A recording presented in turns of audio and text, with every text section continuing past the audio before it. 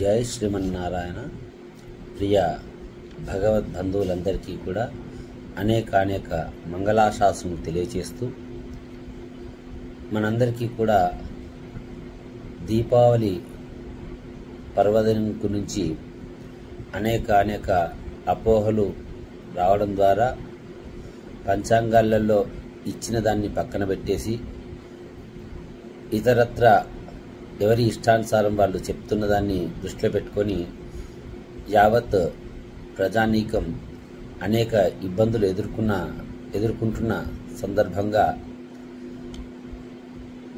ప్రజలందరికీ కూడా ఈ దీపావళి ఏ రోజున జరుపుకోవాలి అనే విషయంగా స్థానిక శ్రీ రుక్మిణి సత్యభామ సమేత శ్రీ సంతాన వేణుగోపాల స్వామి వారి దేవాలయం నుంచి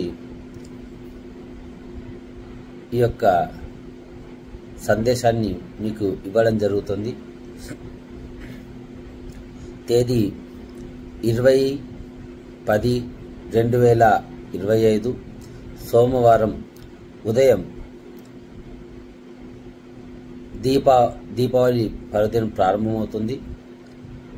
ఆ రోజున ఉదయం మంగళహారతులతో ఈ దీపావళి పర్వదినాన్ని ప్రారంభిస్తాము. అదే రోజున ధనలక్ష్మి పూజలు చేసుకోవాల్సి ఉంటుంది. అదేవిధంగా తెల్లవారి మంగళవారం అనగా తేదీ 21/10/2025 రోజున కేదారేశ్వర వ్రతాలు ఆనవాయితీగా చేసుకోవడం జరుగుతుంది. సాయంకాలానికి అమావాస్య లేదు అనేది ఒక అపోహగా మారుతుంది. సూర్యోదయ కాలానికి ఏదైతే తిథి ఉంటుందో అదే తిథిని ఆ రోజు మొత్తంగా పరిగణలోకి తీసుకోవడం ద్వారా సూర్యోదయ వ్యాప్తినే మనకు పండుగ కింద పర్వదినం కింద తీసుకోవడం జరుగుతుంది.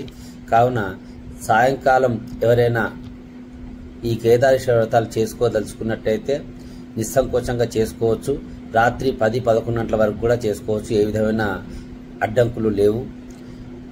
వీలైతే అదే రోజున దేవుణ్ణి ఎత్తుకోవడం కూడా చేయవచ్చు, లేదా తెల్లవారి బుధవారం రోజున కూడా ఎత్తుకోవచ్చు.